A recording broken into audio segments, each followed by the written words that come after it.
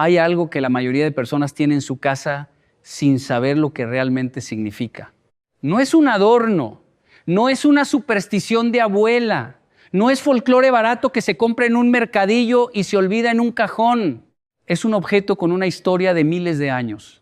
Un objeto que culturas completamente distintas, separadas por océanos y siglos, desarrollaron de forma independiente, porque algo en la experiencia humana les llevó exactamente al mismo lugar, al mismo símbolo, a la misma forma, a la misma función.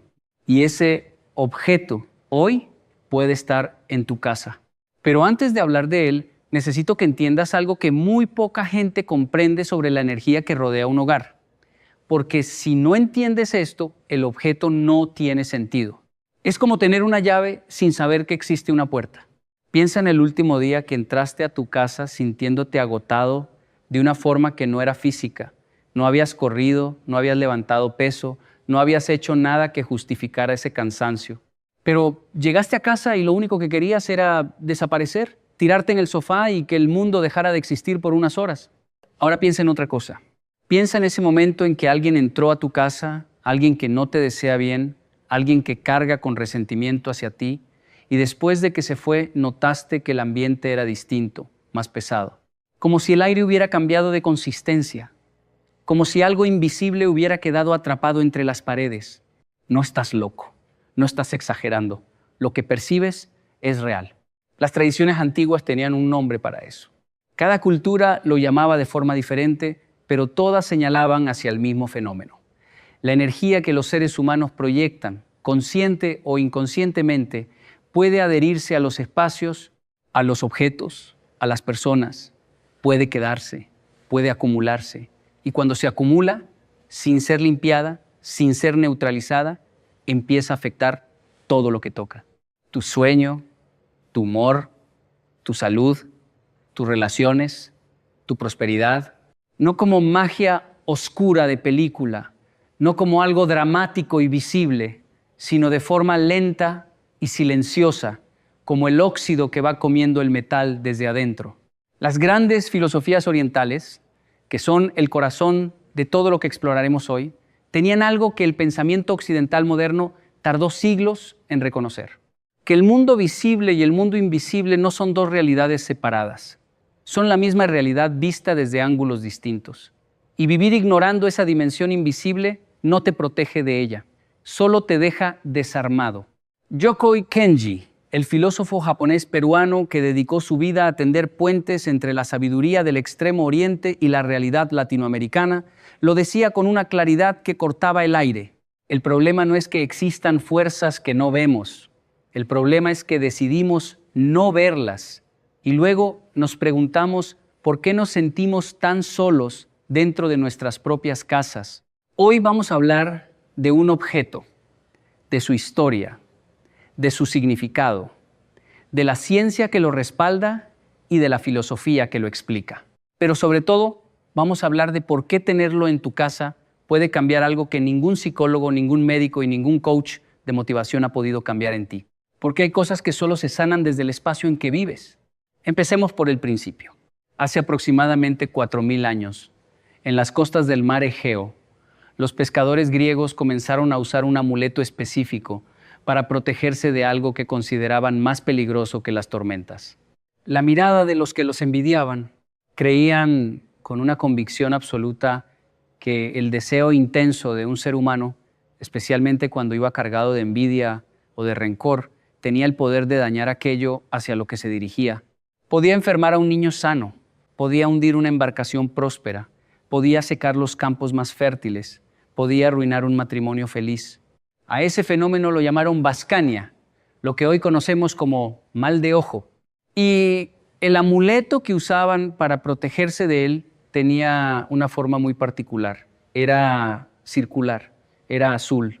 Tenía en el centro una figura que imitaba la forma de un ojo. Era el ojo que mira de vuelta. El escudo que devuelve la mirada dañina a quien la proyecta, sin que el portador tenga que hacer nada, sin confrontación, sin agresión, sin energía malgastada en defenderse activamente. Solo el símbolo, solo la intención cristalizada en un objeto. Y ahora viene lo que hace que esta historia sea verdaderamente fascinante.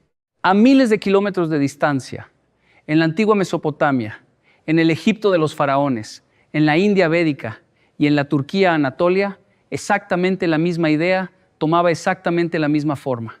Culturas que no tenían contacto entre sí, que hablaban idiomas completamente distintos, que adoraban a dioses diferentes y cocinaban comidas diferentes y construían casas diferentes, llegaron de forma independiente a la misma conclusión. Existe un tipo de energía negativa que viaja a través de la mirada humana y existe una forma de protegerse de ella usando un ojo como símbolo. Eso no es coincidencia. Cuando algo aparece de forma independiente en múltiples culturas sin conexión entre sí, los antropólogos llaman a eso convergencia cultural. Y la convergencia cultural casi siempre apunta a una verdad universal, a algo que pertenece a la experiencia humana en su forma más profunda, no a una tradición particular, no a una superstición local, sino a algo que todos los seres humanos, en todos los tiempos, han percibido como real. El ojo apotropaico, que es el nombre técnico para este símbolo, no es una superstición exótica. Es uno de los símbolos más antiguos y más universalmente compartidos de la humanidad. Pero hoy lo conocemos principalmente por una versión específica. Una versión que viene de Turquía y que se ha extendido por todo el mundo con una velocidad asombrosa en los últimos 20 años, el nazar. En turco, nazar significa literalmente mirada. Y el nazar bonkú, el amuleto del mal de ojo turco, es ese objeto de vidrio azul y blanco con un punto oscuro en el centro que probablemente hayas visto miles de veces sin saber exactamente qué era. En las casas turcas, el nazar cuelga en la entrada principal, a veces en la cocina, a veces en el cuarto de los bebés, a veces en el lugar de trabajo del hombre de la casa, no como decoración, como protección activa. Y hay algo que necesito contarte sobre cómo se fabrica el nazar tradicional, porque eso solo cambia completamente la forma en que lo verás. En la región de Göreme, en la Capadocia turca, los artesanos que fabrican el nazar trabajan en hornos que alcanzan temperaturas superiores a los 1000 grados centígrados. El vidrio que usan es vidrio artesanal, fabricado con arena de cuarzo y óxido de cobalto, que es lo que le da ese azul característico tan profundo y particular. El azul del cielo cuando es más completamente azul, el azul del mar en su punto más sereno. Los artesanos trabajan en un estado que ellos mismos describen como meditativo, no como una forma de hablar, como una práctica deliberada. Porque en la tradición turca, la intención del artesano se transfiere al objeto. Un nazar fabricado con distracción o con mal humor es un nazar débil. Un nazar fabricado con concentración, con intención protectora, con la mente enfocada en el bienestar de quien lo va a usar, es un nazar poderoso. Esto no es misticismo arbitrario. Vamos a volver a esto más adelante cuando hablemos de lo que la física cuántica tiene que decir sobre la intención y la materia. Por ahora, quédate con este dato. Las culturas que más han trabajado con objetos protectores en la historia siempre han considerado que el proceso de fabricación es tan importante como el objeto en sí, porque el objeto es el recipiente y lo que lo llena es lo que importa. En la tradición japonesa, que es el otro gran pilar filosófico de lo que exploraremos hoy, existe un concepto que se llama mono no aware, que se traduce aproximadamente como la sensibilidad hacia las cosas o la conciencia del alma que habita los objetos. Los japoneses no ven el mundo material como algo inerte, no ven las cosas como simplemente cosas. Ven en cada objeto una presencia, una historia, una energía acumulada, y esa energía, dependiendo de cómo se originó el objeto y cómo se usa, puede ser benéfica o perturbadora.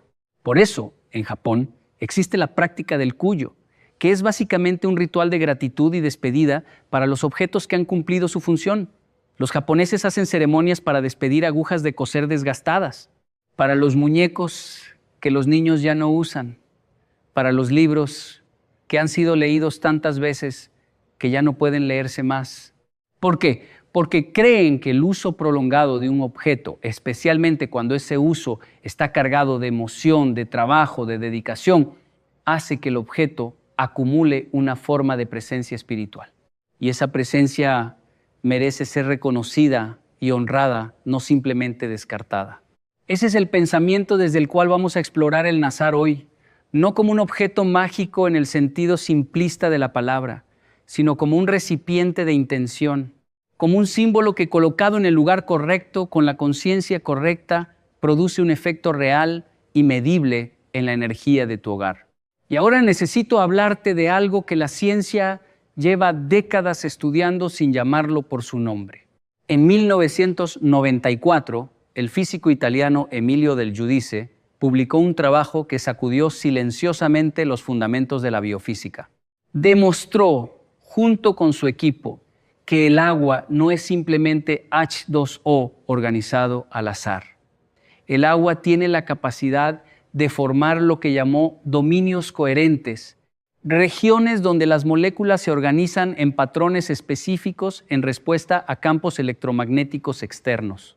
Dicho de otra forma, el agua tiene memoria, no en el sentido literal de la palabra memoria, pero sí en el sentido de que puede organizarse de maneras distintas dependiendo de lo que haya estado en contacto con ella. ¿Y qué tiene que ver esto con el Nazar y el mal de ojo? Todo. El cuerpo humano es aproximadamente un 60% agua. El cerebro humano, el órgano que genera y proyecta emociones, es aproximadamente un 75% agua. Cuando una persona mira a otra con envidia, con rencor, con deseo de dañar, esa emoción no es abstracta, tiene un correlato físico. Se expresa como un campo electromagnético medible que emana del cuerpo del que siente esa emoción. El Instituto de Matemáticas del Corazón, Heart Math Institute en California, ha documentado extensamente que el corazón humano genera un campo electromagnético que se extiende hasta 1,5 metros fuera del cuerpo y que ese campo varía dramáticamente dependiendo del estado emocional de la persona. La gratitud, el amor y la compasión generan campos coherentes y ordenados. El rencor, la envidia y el odio generan campos caóticos y perturbadores. Esos campos interactúan con los campos de las personas y los espacios que los rodean. Ahora bien, el Nazar no es un detector de campos electromagnéticos. No funciona como un aparato científico. Pero lo que sí hace, y esto es lo que me parece verdaderamente profundo, es funcionar como un ancla de intención. Cuando colocas un Nazar en la entrada de tu casa, estás haciendo algo que va más allá de colgar un objeto bonito de la pared. Estás declarando una intención. Estás diciendo de forma simbólica pero poderosa, este espacio está protegido. Lo que entra aquí, entra con mi permiso.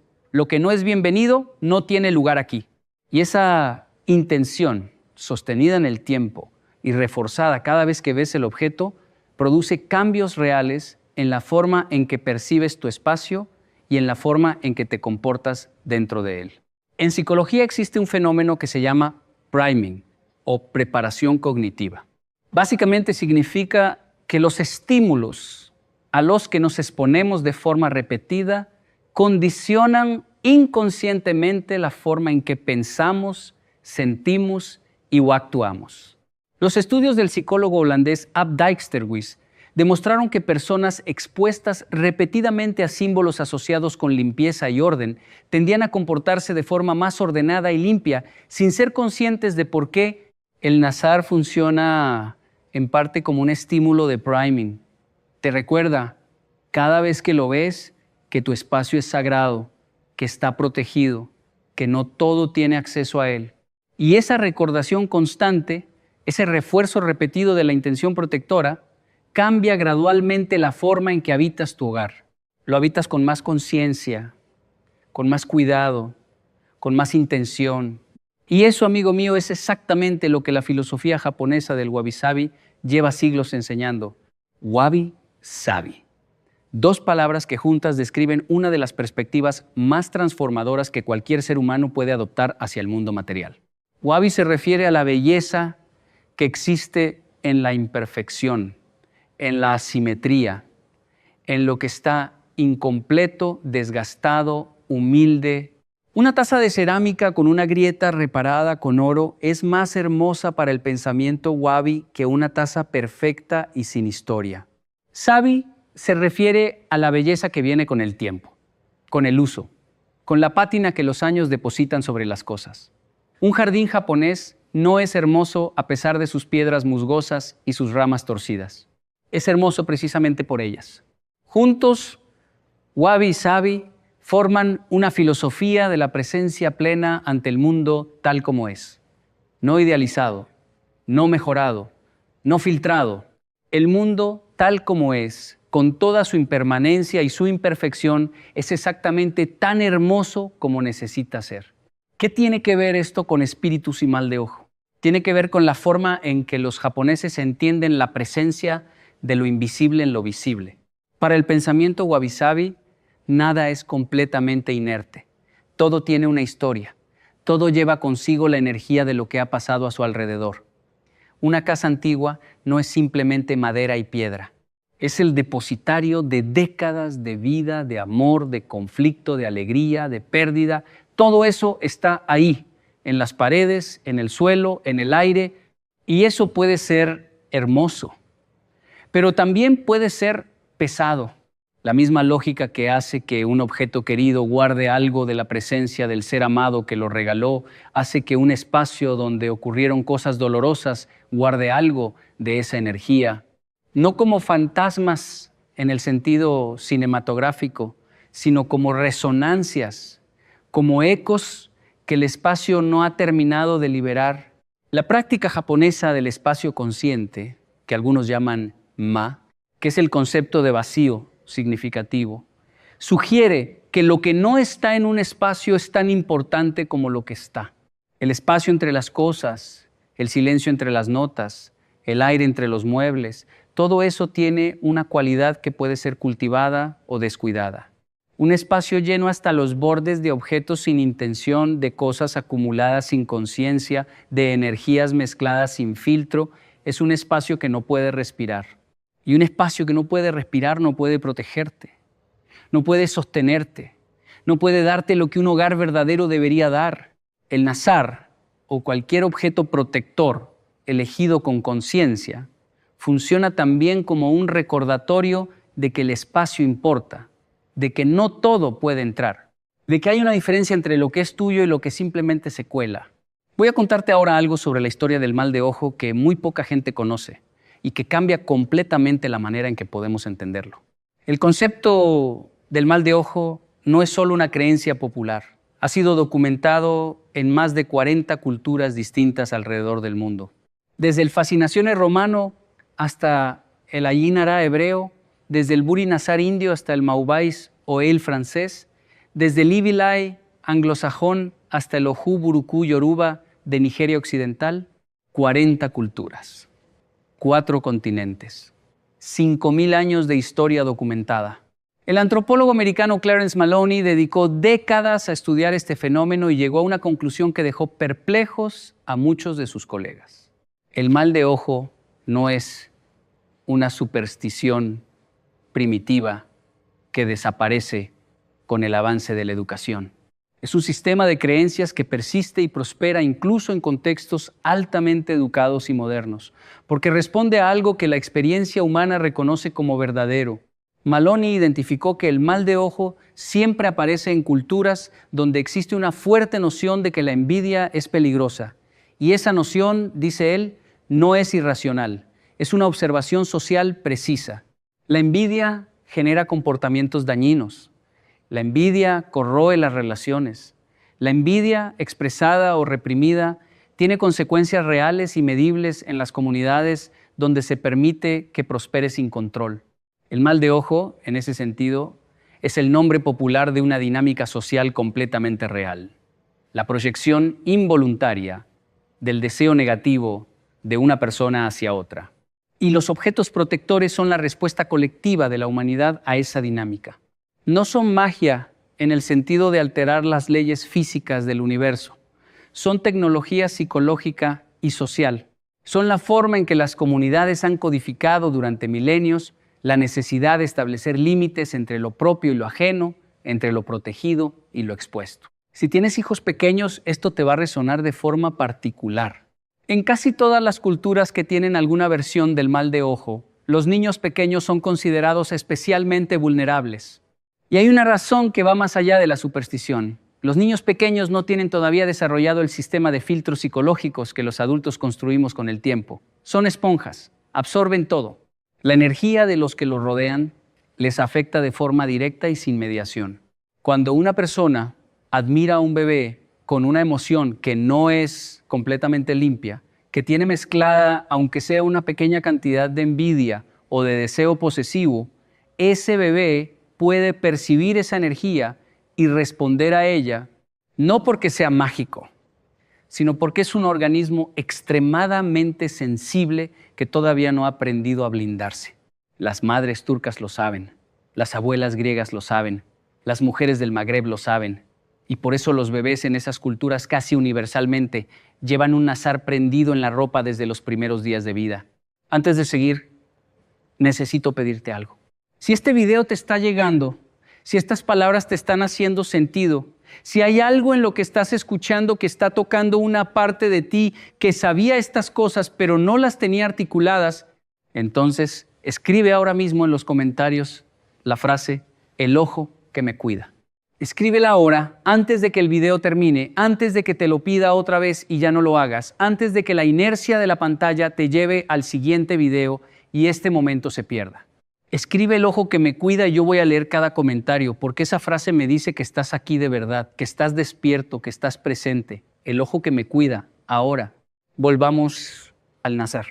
Hay una pregunta que me hacen constantemente y que quiero responder con toda la honestidad que tengo. ¿Funciona solo con creer en él? La respuesta es no. Y también es sí. Y necesito explicar por qué ambas cosas son ciertas al mismo tiempo. No funciona solo con creer en él en el sentido de que el creer no es suficiente si no hay una práctica detrás. Un nazar colgado en la pared y luego completamente olvidado, que nunca se limpia, que nunca se reemplaza cuando se agrieta, que nunca se mira con intención, ese nazar es solo un adorno, bonito quizás, pero solo decoración. Sí funciona con creer en él en el sentido de que la intención que depositas en él determina su efectividad. No porque la creencia altere la realidad físicamente, sino porque la creencia organiza tu comportamiento de formas que tienen consecuencias reales. Cuando crees que tu hogar está protegido, lo tratas de forma diferente. Cuando crees que hay ciertas energías que no son bienvenidas en tu espacio, estableciste límites de forma diferente. Cuando crees que los objetos que eliges para tu casa tienen un significado, los eliges con más cuidado y más conciencia. Y esa diferencia en comportamiento tiene efectos reales y medibles. En filosofía esto se llama self-fulfilling prophecy, profecía autocumplida, pero en su sentido positivo.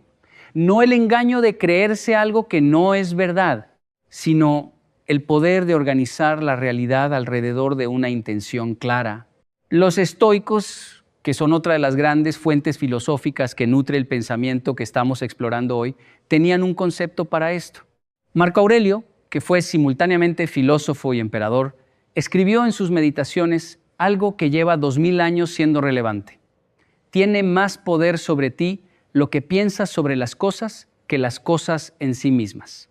No estaba negando que las cosas existan, estaba señalando que tu relación con ellas, la forma en que las interpretas, la intención con que las usas, determina más tu experiencia que las cosas mismas.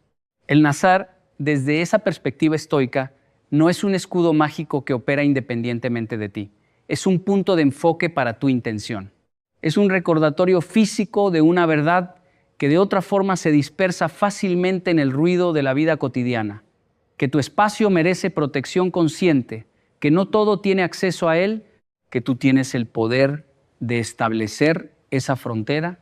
Y ahora quiero hablar de algo que la mayoría de los videos sobre este tema nunca tocan. Quiero hablar de qué pasa cuando el nazar se rompe. En la tradición turca, cuando un nazar se agrieta o se rompe, no es una señal de mala suerte. Es exactamente lo contrario. Es la señal de que funcionó. La creencia es que el nazar absorbió la energía negativa que se dirigía hacia ti o hacia tu hogar y esa energía fue suficientemente fuerte como para romperlo. El objeto hizo su trabajo. Se sacrificó en cierta manera para protegerte.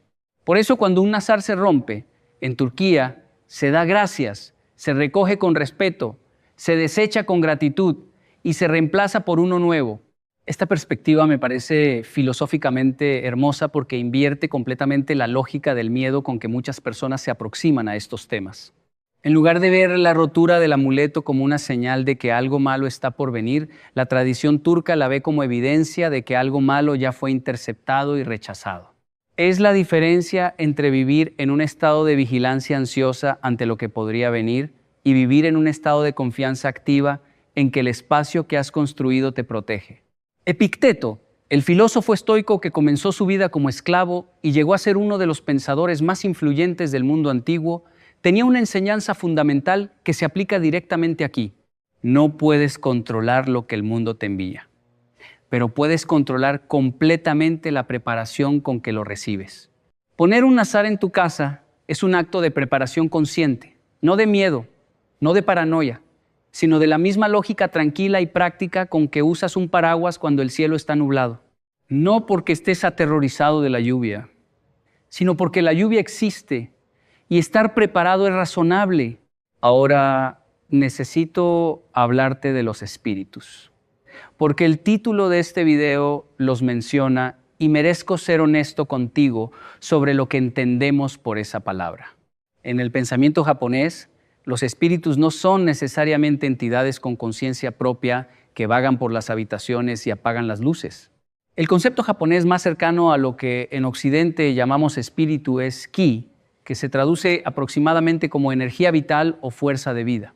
El ki fluye en las personas, en los espacios, en los objetos.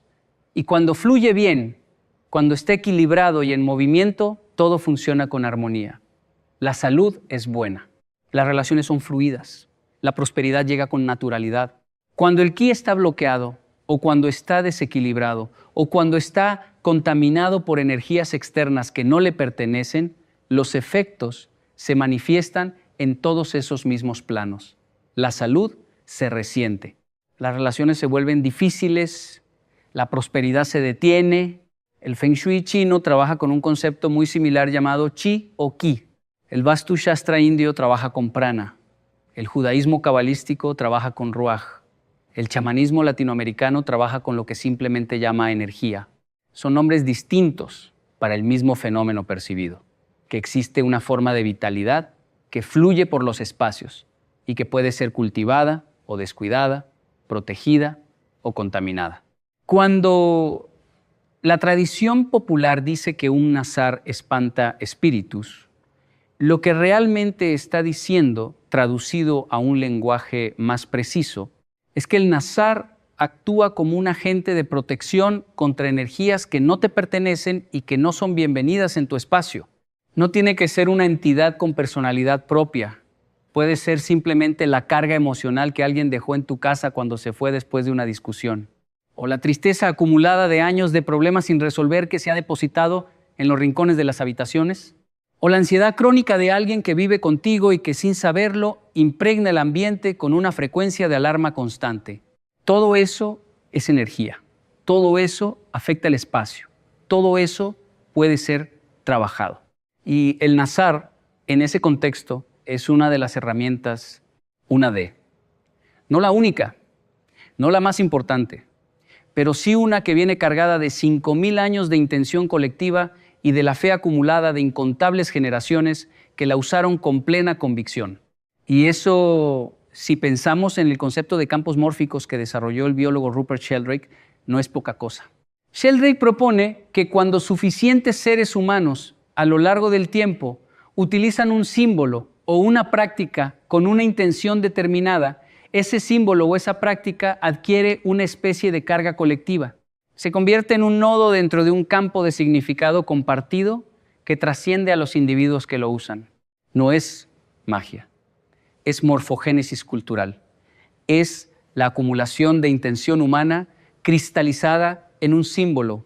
Y cuando tú colocas un nazar en tu casa, accedes a toda esa historia, a toda esa intención colectiva, no porque seas supersticioso, sino porque eres parte de la humanidad que ha sentido estas mismas necesidades desde que tiene memoria de sí misma. Hablemos ahora de algo profundamente práctico. ¿Dónde colocar el nazar y por qué el lugar importa tanto? La puerta principal es el lugar más importante.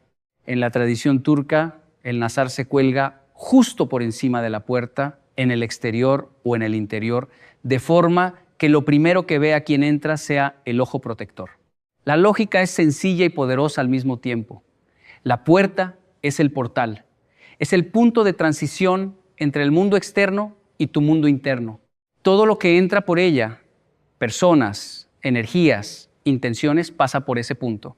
Y si ese punto está marcado con un símbolo de protección consciente, actúa como un filtro. Pero hay otros lugares que tienen su propia lógica.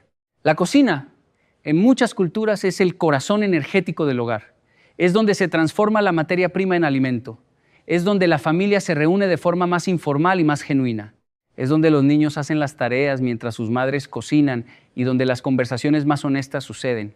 Un nazar en la cocina protege ese centro vital.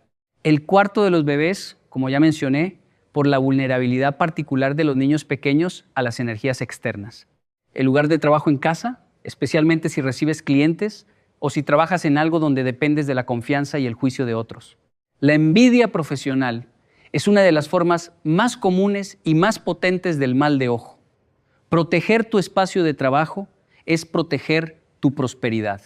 Y hay un lugar que pocos mencionan, pero que la tradición turca considera igualmente importante: el espejo principal de la casa. Los espejos son superficies que pueden amplificar energías. Un nazar cerca del espejo más grande de tu hogar actúa como un ecualizador. Ahora bien, el nazar no es el único objeto protector que la sabiduría humana ha desarrollado. Y vale la pena conocer sus compañeros, porque cada uno trabaja con un aspecto distinto de la protección energética.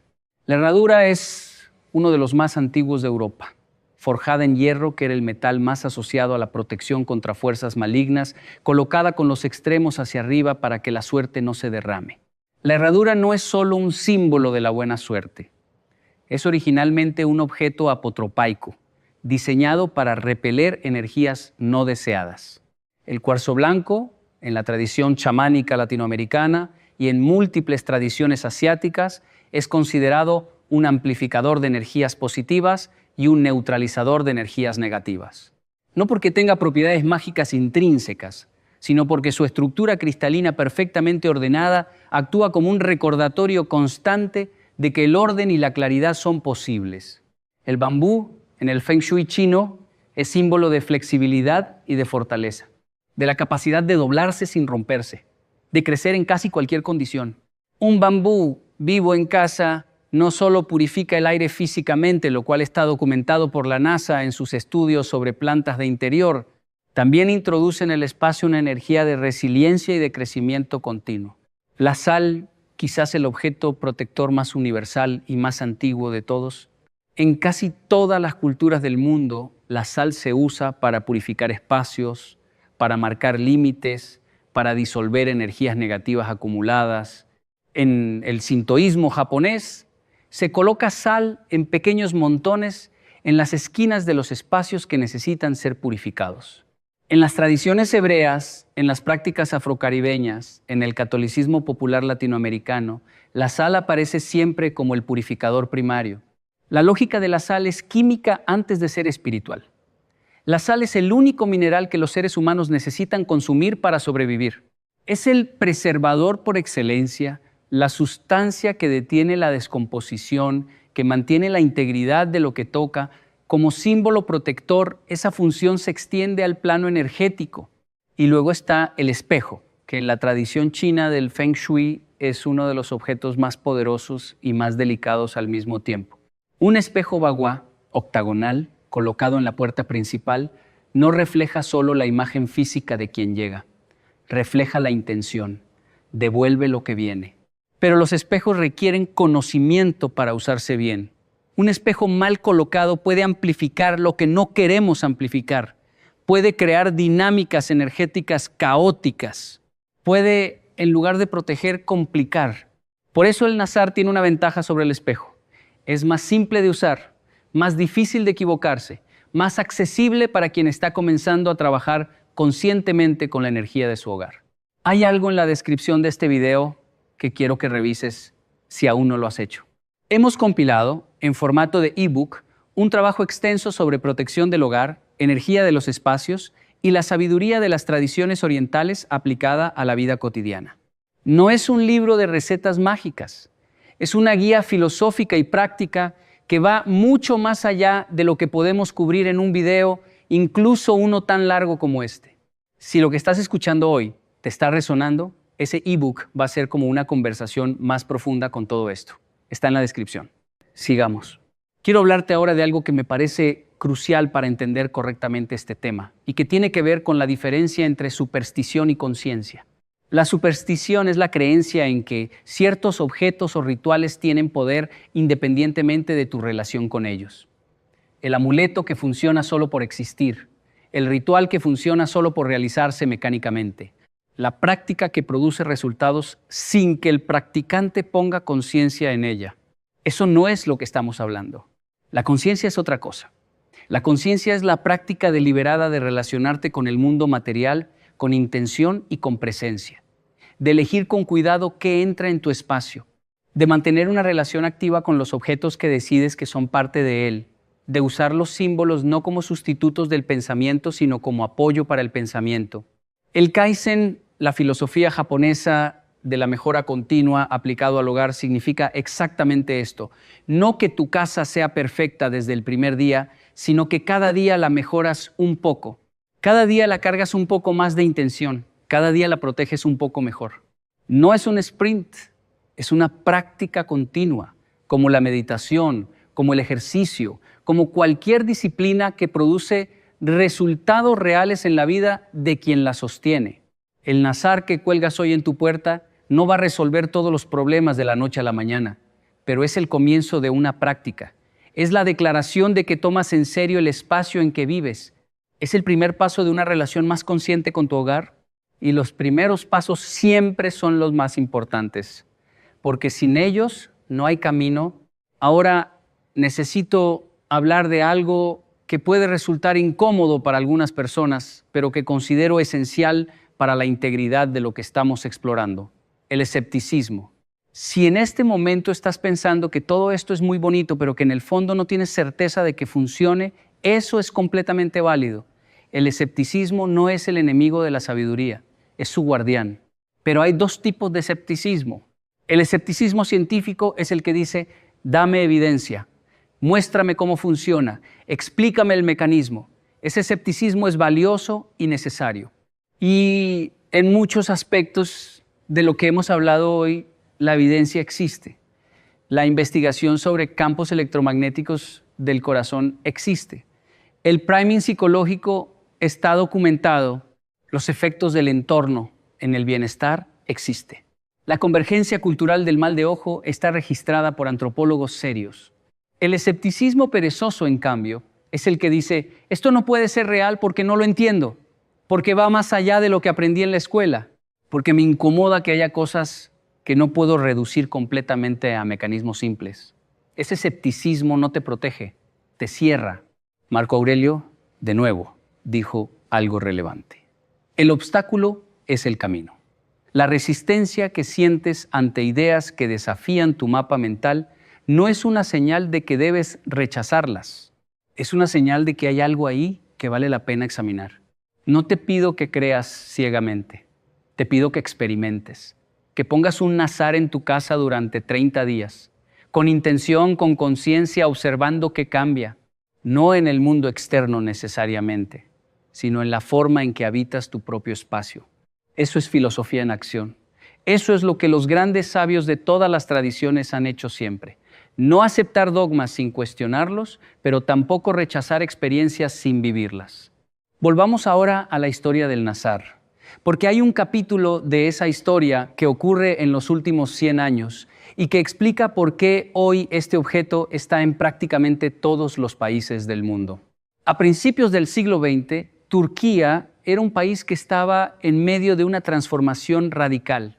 El Imperio Otomano estaba colapsando, la República moderna se estaba construyendo y en ese proceso de transformación cultural enormemente complejo, muchas tradiciones ancestrales corrían el riesgo de perderse. El Nazar sobrevivió. No solo sobrevivió, prosperó. ¿Por qué? Porque respondía a algo que ninguna modernización puede eliminar: la necesidad humana de sentirse protegido, la necesidad de tener fronteras claras entre lo propio y lo ajeno, la necesidad de relacionarse con el espacio habitado de forma consciente y significativa. Y cuando la diáspora turca comenzó a expandirse por Europa, por América, por Australia, el Nazar viajó con ella, no como un artefacto folclórico de museo, como un objeto vivo, activo, usado. Hoy en día puedes encontrar nazares en tiendas de diseño en Nueva York, en galerías de arte en Tokio, en mercados artesanales en Buenos Aires. Y aunque muchas de las personas que los compran lo hacen primero por motivos estéticos, algo les hizo elegir ese objeto específico sobre todos los demás objetos que podrían haber comprado. Algo les habló, algo en la forma, en el color, en la historia que el objeto lleva consigo, resonó con algo en ellos. No creo que eso sea accidente. Creo que es la sabiduría colectiva de la humanidad encontrando su camino hacia quien la necesita. En la filosofía budista existe el concepto de upaya, que se traduce como medios hábiles. La idea es que la verdad puede ser comunicada de formas muy distintas dependiendo de quién la necesita recibir. El mismo principio puede expresarse como un argumento filosófico riguroso para el intelectual, como una parábola sencilla para el niño, como un símbolo visual para quien aprende mejor a través de los ojos. El Nazar es upaya, es un medio hábil, es una forma en que la verdad sobre la protección del espacio, sobre la importancia de los límites energéticos, sobre la necesidad de habitar conscientemente el lugar donde vivimos, se comunica de forma directa, universal, accesible para cualquiera, independientemente de su educación, su cultura o sus creencias. No necesitas entender física cuántica para colgar un nazar, no necesitas haber leído a Marco Aurelio, no necesitas conocer la filosofía del wabi-sabi. Necesitas solo una cosa: la disposición de tomarte en serio el espacio donde vives, porque ese espacio, lo sepas o no, te está formando, te está afectando, está moldeando tu ánimo, tu energía, tu perspectiva, de formas que raramente ves porque suceden demasiado lentamente para notarlas en el día a día, pero se notan cuando cambian. Cuando alguien limpia una habitación que llevaba meses desordenada y de repente se siente más liviano, cuando alguien reorganiza los muebles de su sala y la conversación con su pareja esa noche es más fluida que en semanas, cuando alguien se deshace de objetos que guardaba por culpa, por apego, por costumbre y siente que con ellos se fue también algo que le pesaba, eso no es superstición, eso es la experiencia vivida de que el espacio y el ser son inseparables. Y si el espacio y el ser son inseparables, entonces proteger el espacio es proteger el ser. El nazar protege el espacio. La sal purifica el espacio. El bambú renueva el espacio. El cuarzo clarifica el espacio. Y todos juntos, usados con conciencia, crean un hogar que no es solo el lugar donde duermes y comes. Es un santuario. Es el espacio donde tu ser puede ser completamente él mismo sin tener que defenderse constantemente de lo externo. ¿Cuándo fue la última vez que sentiste eso en tu casa? ¿Cuándo fue la última vez que entraste y literalmente soltaste el peso del mundo en la puerta? Si no recuerdas cuándo fue, este video llegó en el momento correcto. Antes de continuar, si estás viendo este contenido en la descripción, encontrarás acceso a los ebooks que hemos preparado sobre energía del hogar, protección espiritual y filosofía oriental aplicada a la vida cotidiana. Son recursos que van mucho más allá de un video, que puedes leer a tu ritmo, que puedes subrayar y volver a leer y aplicar de forma sistemática. La descripción del video tiene todo lo que necesitas para encontrarlos. Quiero hablar ahora de algo que puede ser el aspecto más controversial de este tema: la posibilidad de que una persona específica alguien que conoces, sea una fuente de energía dañina para ti. Esto no es una acusación, no es una invitación al paranoia ni a la hostilidad. Es simplemente el reconocimiento de una realidad que casi todos hemos experimentado, pero que muy pocas personas se permiten nombrar claramente. Hay personas que nos drenan. Hay personas con quienes una conversación de 20 minutos nos deja más agotados que una jornada completa de trabajo físico. Hay personas cuya presencia en nuestra casa deja un rastro que tardamos días en sacudir. ¿Qué es eso? ¿De dónde viene? La psicología lo explica parcialmente con el concepto de personalidades narcisistas o de personas emocionalmente no reguladas, que demandan de su entorno una cantidad de energía que no corresponde a lo que devuelven. Es como estar en un circuito donde la electricidad siempre fluye en una sola dirección. Tarde o temprano, el que está en el extremo receptor se agota. Pero hay algo más que la psicología convencional no termina de capturar. El doctor Masaru Emoto, cuyo trabajo fue controversial pero profundamente influyente, fotografió cristales de agua expuesta a distintos estímulos. Agua expuesta a música clásica formaba cristales perfectamente simétricos y hermosos. Agua expuesta a insultos y gritos formaba cristales deformes e irregulares. Agua expuesta a palabras como amor y gratitud formaba los cristales más perfectos de todos. Recuerda, somos 60% agua. Lo que Emoto sugería, con toda la limitación metodológica que sus críticos señalaron, es que las palabras, las emociones y las intenciones tienen un efecto físico y medible sobre la estructura del agua. Y si tienen ese efecto sobre el agua en un vaso, ¿qué tienen sobre el agua en nuestros cuerpos? No tengo la respuesta definitiva a eso. Nadie la tiene todavía. La ciencia está en proceso de comprender estos mecanismos. Pero lo que sí tenemos es la experiencia humana universal que señala en esa dirección. La experiencia de que hay personas cuya presencia nos hace bien y personas cuya presencia nos hace daño. Y que ese daño no es solo psicológico, es físico, es energético, es real. El nazar, en ese contexto, no es solo un escudo contra la mirada de los extraños. Es un recordatorio de que tienes derecho a protegerte de cualquier energía que no te sirva, sea de un desconocido en la calle, sea de un conocido cercano, sea incluso de un familiar. El amor no te obliga a absorber lo que daña. Epicteto lo diría así: puedes elegir qué dejas que te afecte. No siempre puedes elegir qué se te dirige, pero siempre puedes elegir con qué preparación lo recibes. La preparación que ofrece el nazar es simbólica, pero la preparación simbólica no es preparación falsa. Es preparación real expresada en el único lenguaje que el ser humano ha usado consistentemente a lo largo de toda su historia para hablar de lo que importa más, el lenguaje del símbolo.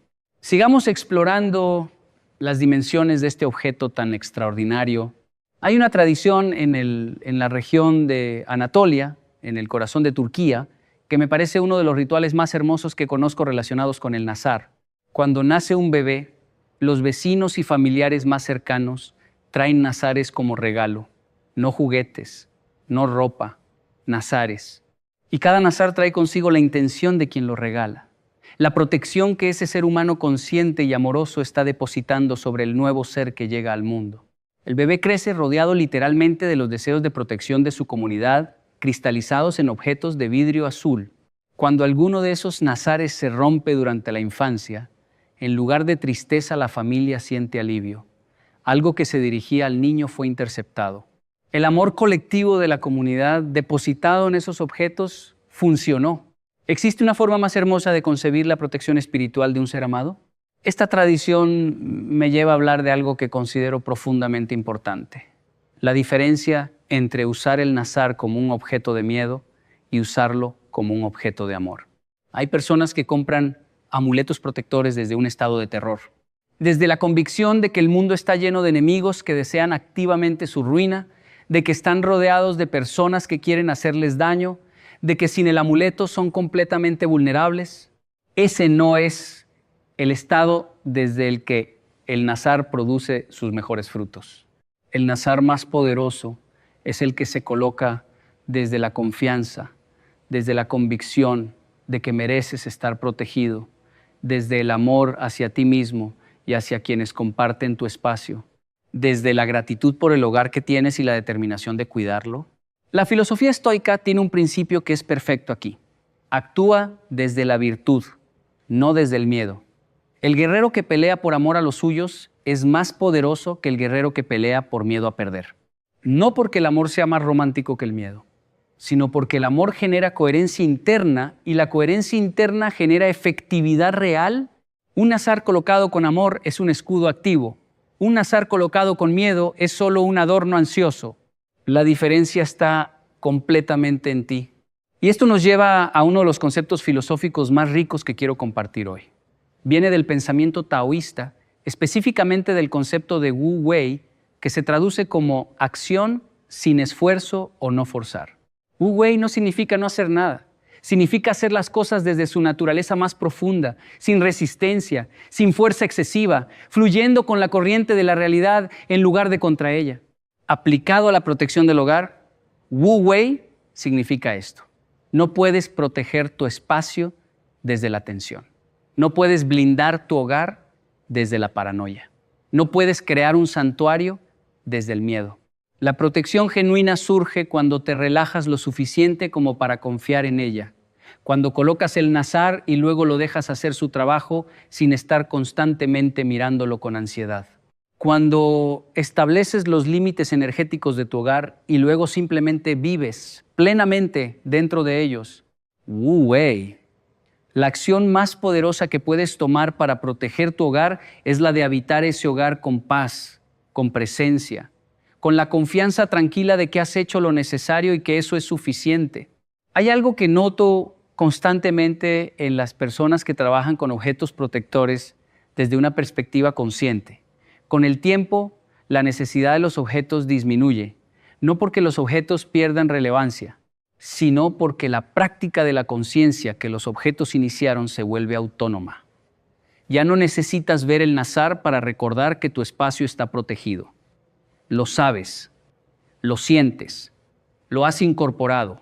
Eso es exactamente lo que propone el Kaizen en su forma más profunda.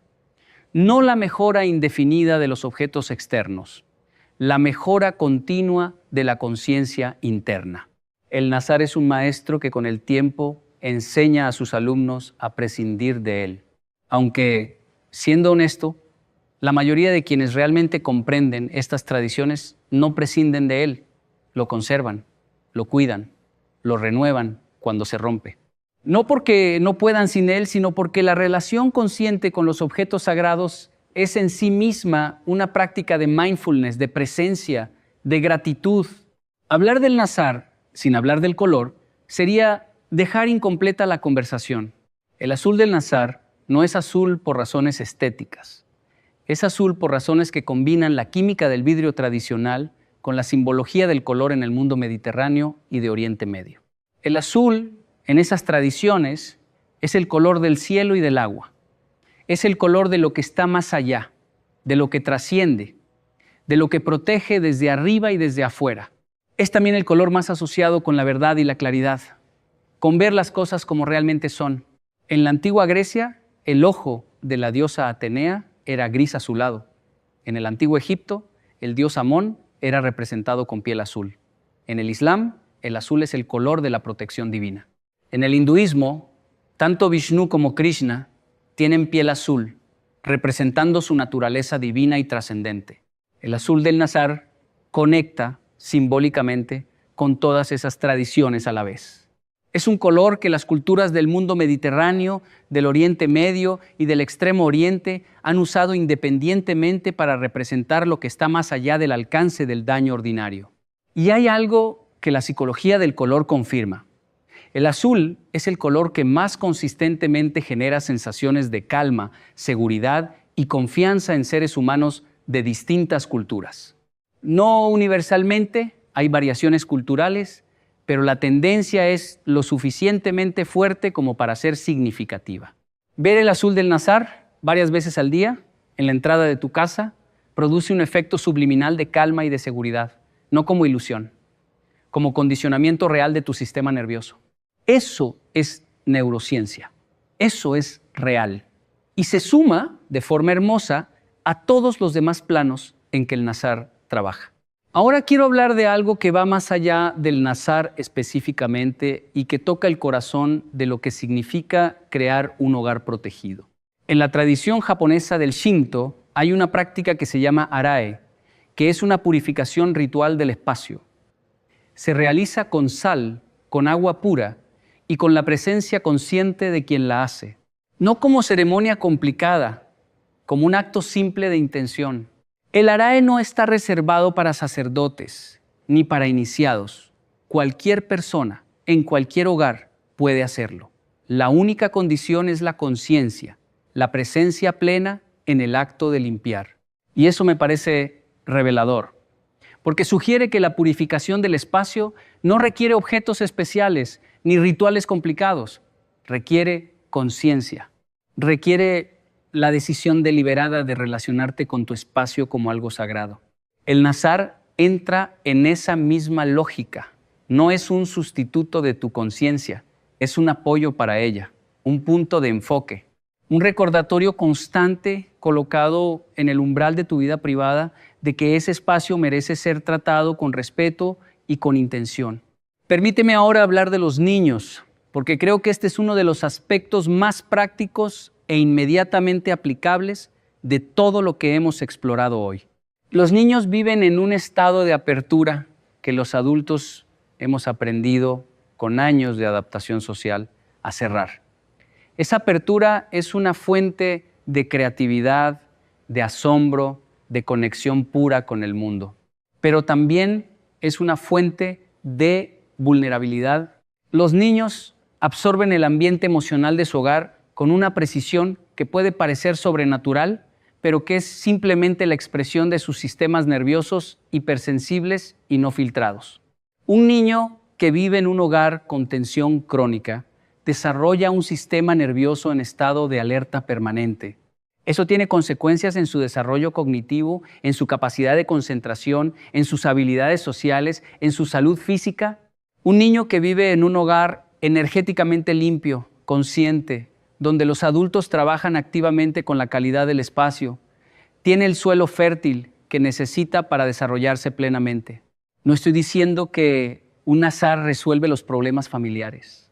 Estoy diciendo que cualquier práctica que eleva la conciencia de los adultos sobre la calidad del ambiente que crean para sus hijos tiene un impacto real en esos niños. Y el Nazar, al recordarte que el espacio importa, que no todo puede entrar, que hay una responsabilidad en ser guardián del ambiente de tu hogar, te convierte en un mejor guardián para los niños que viven en él. Eso no es superstición. Eso es parentalidad consciente. La filosofía del kintsugi, que en japonés significa reparar con oro, tiene algo que añadir aquí. El kintsugi es la práctica de reparar la cerámica rota con polvo de oro mezclado con laca. En lugar de ocultar las grietas, las celebra. Las hace el elemento más visible y más hermoso del objeto. La taza reparada con kintsugi es más valiosa que la taza que nunca se rompió, porque lleva en sí misma la historia de su fractura y de su sanación. Aplicado al hogar, kintsugi dice esto: un espacio donde ha habido dolor, conflicto, pérdida, no es un espacio dañado para siempre. Es un espacio que lleva la historia de quienes lo han habitado. Y esa historia, reconocida y honrada, en lugar de negada y ocultada, puede convertirse en la fuente de la mayor belleza y fortaleza de ese hogar. Un Nazar puesto en un hogar que ha vivido momentos difíciles no es un parche, es kintsugi. Es la declaración de que ese espacio merece ser sanado, honrado y protegido precisamente porque tiene historia, precisamente porque no es perfecto. La imperfección del hogar, como la grieta de la taza, es lo que lo hace completamente tuyo. Antes de continuar con los aspectos más prácticos de cómo trabajar con el Nazar en tu cotidianidad, quiero hacer una pausa para hablar de algo que me parece fundamental y que pocas veces se menciona en estos contextos: la importancia de no convertir la protección en obsesión. Existe un peligro real en el trabajo con energías y protecciones que se produce cuando la práctica deja de ser un apoyo para convertirse en una dependencia, cuando en lugar de liberar te va encerrando. cuando en lugar de darte confianza te va dando más miedo. Si te encuentras comprando amuleto tras amuleto porque ninguno te parece suficiente, si empiezas a ver en cada persona un posible portador de mal de ojo, si la práctica de proteger tu espacio te genera más ansiedad que paz, esa es una señal de que algo se ha desviado. El nazar, bien usado, debería darte más tranquilidad, no menos. Debería hacerte sentir más abierto al mundo, no más cerrado. Debería ser una práctica que te libera de la preocupación sobre las energías externas, no una que te instala en ella. Marco Aurelio lo llamaría así. La virtud está en el término medio. La prudencia sin paranoia, la protección sin clausura, el cuidado sin obsesión. Si en algún momento sientes que la práctica se está desequilibrando hacia el miedo, lo más sabio es simplemente volver a lo básico, volver a la conciencia, volver a la intención más simple. Quiero que mi hogar sea un lugar de paz, de amor y de bienestar para quienes viven en él. Eso es todo, eso es suficiente. En esa intención simple, clara y amorosa está todo el poder que necesitas. El nazar es el vehículo, la intención es la energía y la energía que pones en él es la tuya. Hablemos ahora de algo que tiene un impacto enorme en la efectividad del nazar y de cualquier objeto protector: la limpieza del espacio. La limpieza física del hogar no es solo una cuestión de higiene, es una práctica espiritual que las culturas más diversas del mundo reconocen como tal. En el sintoísmo japonés, la limpieza es uno de los rituales centrales. Los templos Shinto son barridos y fregados a diario no porque los sacerdotes sean particularmente quisquillosos con la suciedad, sino porque la limpieza física es entendida como el correlato externo de la purificación interna. Cuando limpias el espacio, te limpias a ti mismo. En el Islam, la limpieza antes de la oración no es un simple requisito de higiene, es una preparación del ser para el encuentro con lo sagrado. El espacio limpio y el ser limpio son condiciones para la oración genuina. En el Feng Shui chino, el desorden es literalmente la forma más común de bloqueo energético. Un espacio lleno de objetos acumulados sin intención no permite que el chi fluya. Y un chi bloqueado se estanca, y un chi estancado genera exactamente los síntomas que más afectan a las personas en su vida cotidiana. El nazar no puede hacer su trabajo completo en un espacio físicamente descuidado, no porque el vidrio no tenga propiedades mágicas para superar el desorden, sino porque el desorden mismo es una señal de que la conciencia del espacio ha sido abandonada. Y donde no hay conciencia, no puede haber protección genuina. La práctica entonces es doble. Por un lado, el nazar y los objetos protectores que eliges con intención. Por otro, la limpieza y el orden que mantienes como práctica cotidiana de conciencia del espacio. Juntos se refuerzan mutuamente. El nazar te recuerda que el espacio importa y ese recordatorio te motiva a cuidarlo físicamente. El cuidado físico del espacio activa y amplifica la energía de los objetos protectores que has colocado en él. Es un ciclo virtuoso. Una vez que lo inicias, se sostiene solo. Hay algo más que quiero hablar sobre la limpieza del nazar en sí mismo, porque esto es algo que muy poca gente hace y que marca una diferencia importante. El nazar acumula la energía que intercepta. Con el tiempo, esa acumulación puede saturarlo y reducir su efectividad. Por eso, la tradición turca insiste en que el nazar debe limpiarse periódicamente. La forma más simple: sumergirlo en agua con sal durante 24 horas. Luego dejarlo secar al sol. La sal disuelve las energías negativas acumuladas. El sol las transforma y renueva. Después de esta limpieza, el nazar está como nuevo, listo para continuar su trabajo. Esta práctica tiene también un valor ritual importante. El acto de limpiar el nazar es un momento de conexión consciente con él. Es el momento en que renuevas tu intención de protección. Es un ritual pequeño pero poderoso de cuidado del espacio. Rituales pequeños. Esa es la clave del Kaizen aplicado a la vida espiritual. No grandes ceremonias que se hacen una vez y se olvidan, sino prácticas pequeñas, simples, repetibles, que se hacen regularmente y que con el tiempo transforman la calidad del espacio y del ser que lo habita.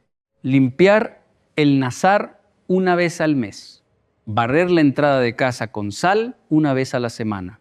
Encender una vela con intención cada noche. Agradecer el espacio cada mañana antes de salir. Nada de esto requiere más de 5 minutos. Todo esto, sostenido en el tiempo, produce una transformación acumulativa en la energía de tu hogar que es completamente real y completamente perceptible.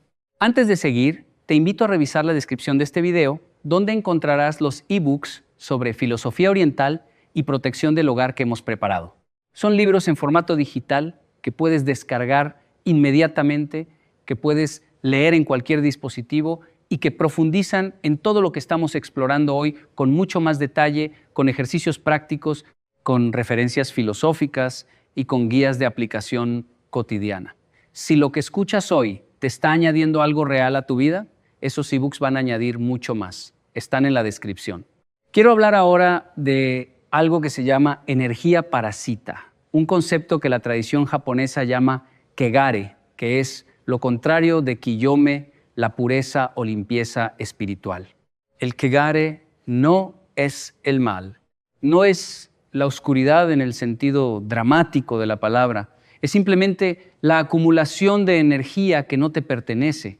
Es la suma de las preocupaciones ajenas que absorbiste sin darte cuenta. Es el resentimiento que alguien trajo a tu casa y que quedó flotando en el ambiente. Es la ansiedad del trabajo que te llevaste a casa y que impregnó el espacio donde duermes. El kegare es inevitable en cierta medida. Vivimos en el mundo, interactuamos con personas, tenemos emociones complejas.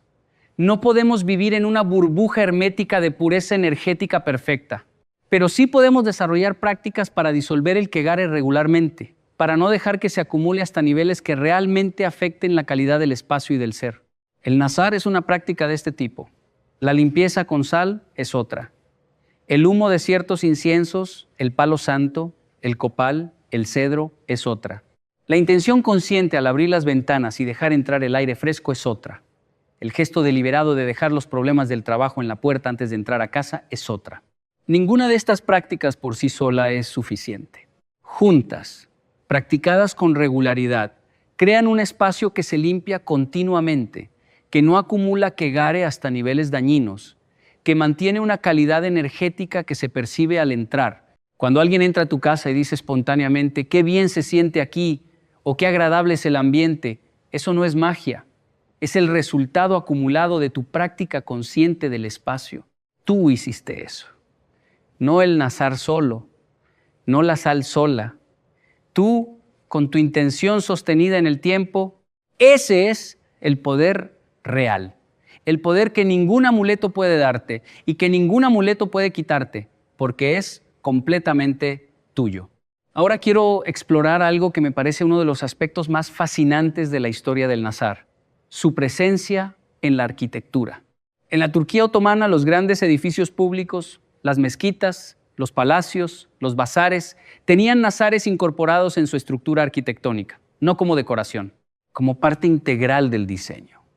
Como si los arquitectos de la época entendieran que la protección del espacio no es algo que se añade después, es algo que se construye desde el principio. Esta idea de que la protección está integrada en la estructura misma del espacio me parece profundamente relevante para la vida doméstica moderna. La forma en que disponemos los muebles, la forma en que elegimos los colores de las paredes, la forma en que decidimos qué ventanas abrir y qué ventanas mantener cerradas, la forma en que organizamos la entrada de la casa. Todo esto es arquitectura de la energía. Todo esto contribuye a la calidad del espacio de formas que van más allá de la estética.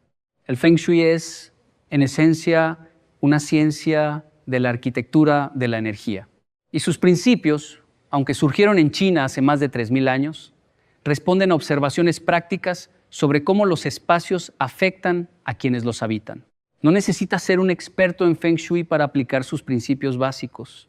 No necesitas rediseñar tu casa. Necesitas simplemente desarrollar el hábito de mirar tu espacio y preguntarte, ¿cómo me hace sentir esto? ¿Qué fluye bien aquí? ¿Qué se siente bloqueado o estancado? Y luego actuar en consecuencia. Mover un mueble, abrir una ventana, quitar un objeto que lleva años en un lugar solo por costumbre, añadir una planta, colgar un nazar en la entrada. Esas acciones pequeñas, tomadas con conciencia, tienen efectos reales en la calidad del espacio. Y la calidad del espacio tiene efectos reales en la calidad de la vida que transcurre dentro de él. El pensamiento de Séneca, el filósofo estoico romano, añade otra dimensión a esto. Séneca decía que retiro no significa clausura, que puede uno estar en el corazón del bullicio del mundo y mantener un espacio interior de paz si ha aprendido a cultivar ese espacio. Pero también decía que el entorno físico afecta al entorno interior de formas que no siempre podemos controlar completamente y que por tanto elegir cuidadosamente el entorno físico cuando podemos hacerlo es un acto de sabiduría, no de debilidad. Proteger tu hogar energéticamente es exactamente eso, sabiduría práctica. La aplicación de milenios de observación humana sobre cómo los espacios y los seres humanos se influyen mutuamente. Quiero ahora hablar de la luna y de su relación con la práctica del nazar, porque esto es algo que las tradiciones más antiguas consideraban fundamental y que la ciencia moderna ha empezado a explorar de formas interesantes. La luna ejerce una influencia gravitacional documentada y medible sobre los fluidos de la Tierra. Las mareas son la evidencia más obvia, pero los cuerpos de los seres vivos, que son en su mayor parte fluidos, también responden a esa influencia de maneras que empezamos a comprender. Las tradiciones que trabajaban con objetos protectores en el mundo mediterráneo siempre tomaban en cuenta el ciclo lunar para ciertas prácticas. La luna nueva es el momento ideal para colocar un nazar nuevo. La energía de la luna nueva, que es la energía del comienzo, de la intención nueva, de la semilla antes de brotar, impregna el objeto con una fuerza de inicio que potencia su trabajo. La luna llena es el momento ideal para limpiar el nazar. La luna llena amplifica. Lo que está limpio se vuelve más limpio. Lo que necesita liberarse se libera más completamente. Una noche de luna llena, con el nazar limpiado en agua de sal y expuesto a la luz lunar, es, según esta tradición, la recarga más completa que puede recibir. ¿Es esto científicamente verificable con los instrumentos actuales? Probablemente no en su totalidad. Es una práctica que millones de personas en todo el mundo han encontrado efectiva a lo largo de miles de años. Absolutamente. Y a estas alturas de nuestra conversación, creo que ya sabes cuál es mi posición al respecto. No descarto lo que no puedo medir. Simplemente reconozco que los instrumentos de medición disponibles en este momento en la historia humana son todavía muy limitados para capturar la totalidad de la realidad. La humildad epistémica, que es el reconocimiento honesto de los límites de nuestro conocimiento, es una virtud estoica. Marco Aurelio la practicaba constantemente. Yo intento hacer lo mismo. Hay cosas que no sé, hay cosas que nadie sabe todavía. Y en ese espacio de no saber con certeza, la sabiduría ancestral de la humanidad merece al menos el beneficio de la duda. Voy a hablar ahora de algo que toca directamente la vida emocional y que creo que es el corazón de por qué el nazar y los objetos protectores importan más de lo que pensamos. El hogar es el único espacio en el mundo donde se supone que puedes ser completamente tú mismo, sin rol social, sin máscara, sin el esfuerzo constante de adaptarte a las expectativas de los demás. Pero para muchas personas, el hogar no es ese lugar. Para muchas personas, el hogar es simplemente otro escenario donde actuar, otro espacio donde demostrar algo, otro lugar donde estar a la defensiva. Y eso es una tragedia silenciosa. Porque si no puedes ser tú mismo en tu propia casa, ¿dónde puedes serlo? La práctica de proteger el espacio del hogar no es solo sobre espíritus y mal de ojo en el sentido literal. Es sobre crear las condiciones en que ese espacio puede cumplir su función más fundamental. Ser el lugar donde recuperas tu ser, donde te recuerdas a ti mismo, donde el yo que has construido durante años puede respirar sin presión. Un hogar que sientes protegido es un hogar en el que puedes soltarte. Y soltarse, en el sentido más profundo, es una de las prácticas espirituales más poderosas que existen. El budismo lo llama vairagya, el taoísmo lo llama wu wei, el estoicismo lo llama apatheia, que no es indiferencia sino ecuanimidad. Todas estas tradiciones, con palabras distintas, apuntan hacia lo mismo: la capacidad de soltar el esfuerzo constante, de controlar, de defenderse, de demostrar y simplemente ser. Eso es lo que un hogar verdaderamente protegido ofrece. No la seguridad de que nada malo ocurrirá nunca, sino el espacio donde puedes practicar el arte de soltarte sin miedo. El Nazar no te da ese espacio directamente, pero te recuerda que existe, te recuerda que mereces tenerlo, te ayuda a construirlo, ladrillo simbólico a ladrillo simbólico, intención a intención, práctica a práctica. Y ese recordatorio sostenido en el tiempo va produciendo exactamente ese espacio, despacio, sin dramatismo, con la paciencia del bambú que crece milímetro a milímetro hasta que un día se convierte en un bosque.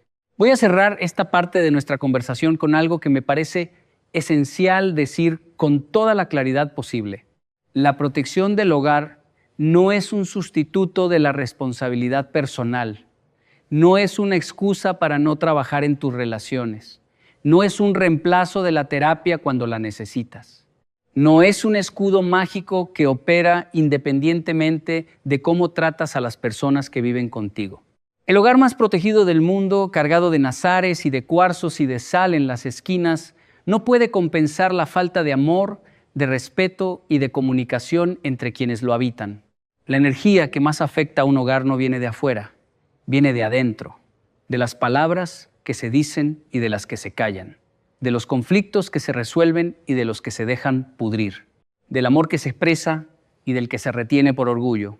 El Nazar puede protegerte de lo que viene de afuera, pero lo de adentro es tuyo, es tu responsabilidad y ningún amuleto del mundo va a hacerse cargo de eso por ti. Esta aclaración no disminuye la importancia de los objetos protectores, la aumenta, porque cuando sabes que tú eres el responsable de la energía fundamental de tu hogar, y que los objetos son simplemente herramientas de apoyo en esa responsabilidad, usas esas herramientas con mucha más conciencia y mucho más poder.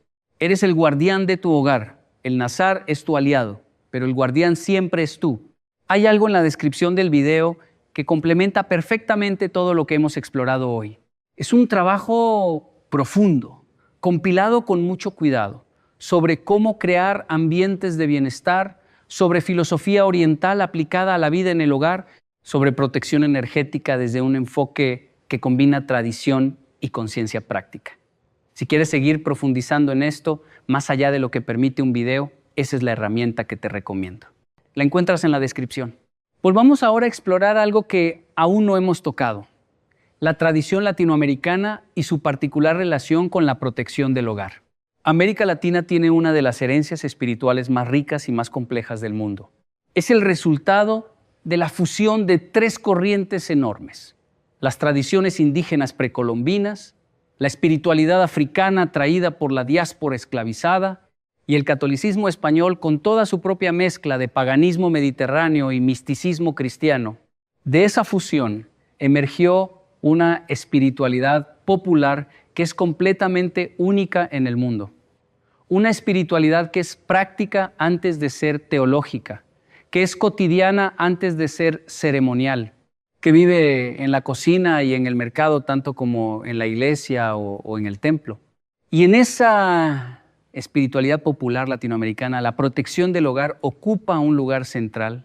El ramo de ruda en la puerta, la botella de agua con sal en las esquinas, el ramito de palo santo guardado para los momentos de tensión, los cuarzos en el alféizar de la ventana, la imagen de San Benito, conocido en muchas tradiciones populares como el santo que espanta lo malo, el vaso de agua bajo la cama para absorber las energías negativas durante el sueño.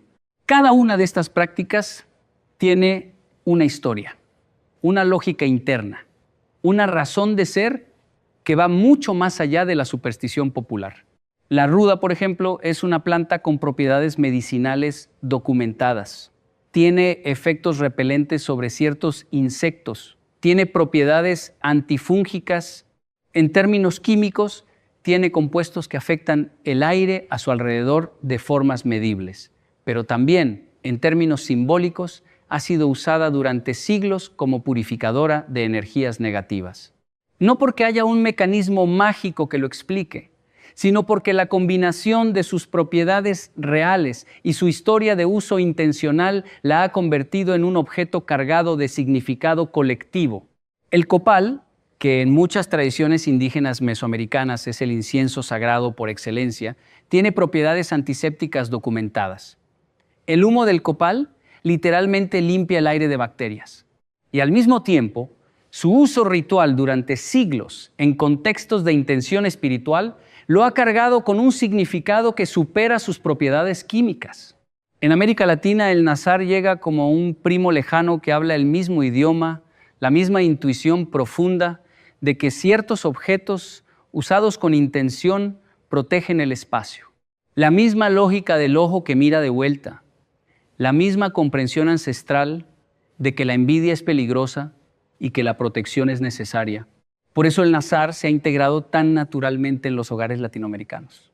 No como una moda importada, sino como el reencuentro de una intuición que ya existía, expresada en un símbolo que viene de otra parte del mundo, pero que dice exactamente lo mismo.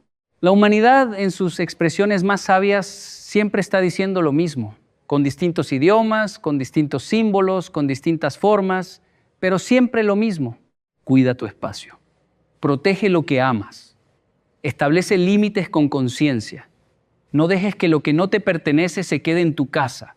Quiero ahora hablar de una pregunta que es muy común y que merece una respuesta cuidadosa. ¿Puede el nazar proteger contra personas específicas? La respuesta más honesta que puedo dar es, en cierta medida sí, pero no de la manera en que muchas personas esperan. El nazar no va a hacer que una persona específica deje de sentir envidia hacia ti. No va a cambiar la mente ni el corazón de nadie. No es un escudo que neutraliza mágicamente la negatividad de personas particulares en el mundo exterior. Lo que sí hace es algo más interesante y más profundo. Cambia tu relación con esa negatividad.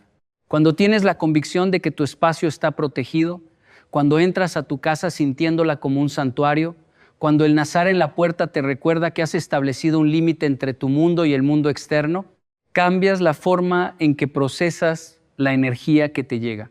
En términos psicológicos, esto se llama regulación emocional. La capacidad de recibir estímulos negativos sin dejarte desestabilizar completamente por ellos. La capacidad de dejar que lo que te afecta pase a través de ti sin quedarse atrapado.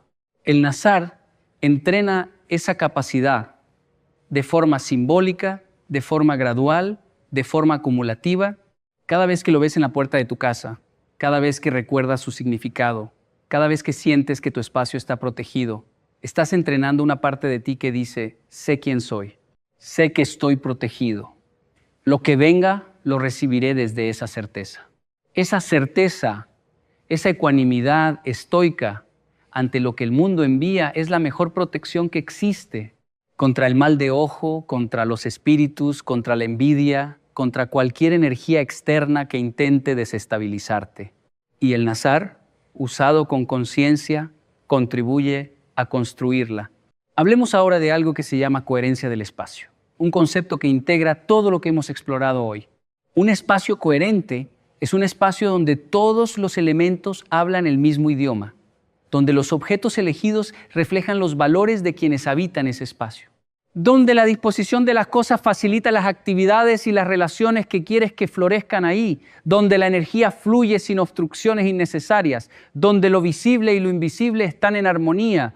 Un hogar coherente no tiene que ser lujoso, no tiene que ser perfectamente decorado, puede ser simple, pequeño, modesto. Lo que tiene es intención, lo que tiene es conciencia. Lo que tiene es la presencia de quienes lo habitan, expresada en cada elección, desde los colores de las paredes hasta el objeto que cuelga en la puerta. El nazar en la puerta de un hogar así no es un añadido arbitrario. Es la expresión de una coherencia que ya existía. Es el símbolo final de una intención que ya impregna todo el espacio. Y cuando ese hogar lo tienes, cuando entras a Él al final de un día difícil, cuando cierras la puerta detrás de ti y sientes ese cambio de atmósfera que te dice que estás en tu lugar, en tu espacio, en tu santuario, eso no tiene precio. Eso es lo que todas las tradiciones que hemos explorado hoy estaban intentando darte, no con fórmulas mágicas, no con secretos ocultos, sino con la sabiduría práctica y acumulada de incontables generaciones que entendieron que el lugar donde vives determina, en una medida que pocas veces reconocemos, la calidad de la vida que vives. Y que proteger ese lugar, cuidarlo, llenarlo de intención, es una de las formas más importantes y más hermosas de amarte a ti mismo y a quienes amas. Antes de entrar a la parte final de esta conversación, quiero dejar algo claro sobre los ebooks que encontrarás en la descripción. No son libros de autoayuda genérica, no son colecciones de frases motivacionales, son trabajos filosóficos serios que toman las tradiciones orientales, el estoicismo y la sabiduría popular latinoamericana y los destilan en guías prácticas para la vida cotidiana. Están escritos para personas que se toman en serio su crecimiento y que quieren herramientas reales, no promesas vacías. Si ese eres tú, están en la descripción. Voy a hablarte ahora de algo que raramente aparece en los videos sobre este tema, la protección del hogar como práctica de gratitud. La mayoría de las personas se acuerdan de sus amuletos y de sus prácticas protectoras cuando algo malo ocurre o cuando sienten que algo amenaza su bienestar. Compran el nazar cuando ya están asustados. Ponen la sal cuando ya sienten que algo anda mal. Y eso está bien. Más vale tarde que nunca. Pero la práctica más poderosa es la práctica preventiva. El nazar que colocas cuando todo está bien. La gratitud que expresas por el espacio que tienes antes de que nada te obligue a ser consciente de él. El cuidado del hogar que realizas desde el amor, no desde el miedo.